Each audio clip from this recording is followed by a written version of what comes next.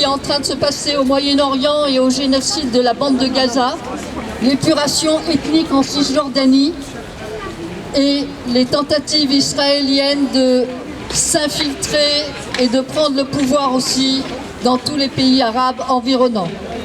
Le sinistre bilan d'Israël à Gaza a dépassé lundi 16 décembre le seuil de 45 000 Palestiniens assassinés.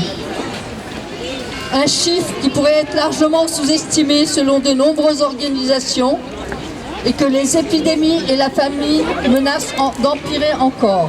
Alors Silouane, c'est là où les Juifs ont construit un musée, ou plutôt les fouilles archéologiques de ce qu'ils appellent la cité de David. Et ils essayent d'éliminer tous les Palestiniens alentours en faisant des fouilles archéologiques tout le long de la vallée de Silouane, où il y a des fouilles archéologiques qu'ils réclament comme étant les leurs et appartenant uniquement à leur monde.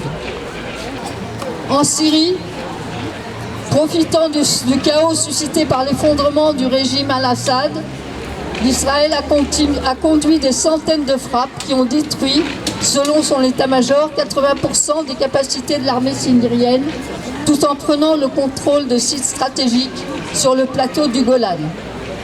Et le plateau du Golan a été saisi et occupé par l'armée israélienne du côté syrien du plateau du Golan. Et il y a déjà des projets des colons qui veulent s'y installer.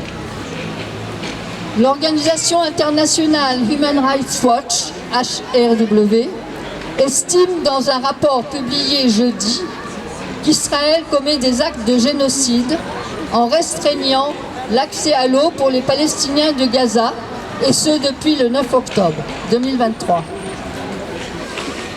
Donc on voit qu'actuellement, de nouvelles ONG et des ONG supplémentaires continuent à dénoncer ce qui est déjà dénoncé par l'ONU et le droit international. L'ONG Médecins sans frontières accuse Israël de mener une campagne de nettoyage ethnique dans la bande de Gaza, dans un rapport accablant publié jeudi 19 décembre qui documente les 14 mois de conflit. Ce rapport documente notamment 41 attaques contre le personnel de MSF, incluant les bombardements sur des établissements de santé et des tirs directs sur des convois humanitaires. MSF a été contrainte d'évacuer hôpitaux et centres de soins à 17 reprises depuis le début d'octobre 2023. Écris mon nom sur ma jambe, maman, avec le feutre noir permanent, dont l'encre ne coule pas si elle est mouillée, celles qui ne font pas si on l'expose à la chaleur. Écris mon nom sur ma jambe, maman. Quand la bombe frappera notre maison, quand les murs briseront nos crânes et nos os, nos jambes diront notre histoire, que nous n'avions nulle part où courir. Zaina Azam. Je voudrais vous parler aussi de la mobilisation des artistes français qui, dans un ordre dispersé, avaient pris des fois position. Mais cette semaine était créé Artistes pour la Palestine France, parce qu'il y a Artistes pour la Palestine dans le monde entier.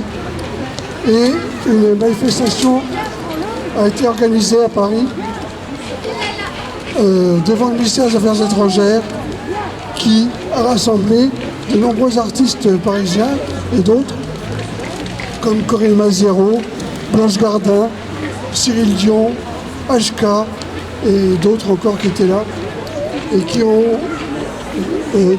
déployé une grande banderole sur laquelle était marqué « Ceci est un génocide ». Tous les artistes et travailleurs de la culture peuvent, en allant sur le site qui s'appelle Artistes pour la Palestine France, signer ces appels